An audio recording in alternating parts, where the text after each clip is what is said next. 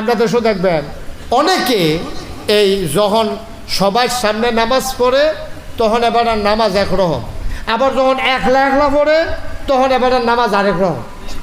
ঠিক নিও, যখন একলা একলা পড়ে এবার আর নামাজ তখন আর এই নর্মাল নামাজ থাকে না, এটা হইয়া যে 5G। আরে পুরো নামাজ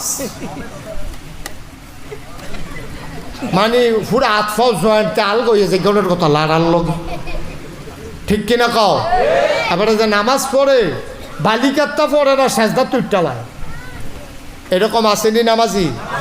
তাহলে এবার রুকু দিল কম্মালা, সেজদা দিল কম্মালা, তসবি পড়ল কম্মালা, এই নামাজি কোনো নামাজ না। আবার এবারে যখন মানুষের সামনে নামাজ পড়ে মন হয়জন এবারে জীবনে আর নামাজতে বার হইতো না,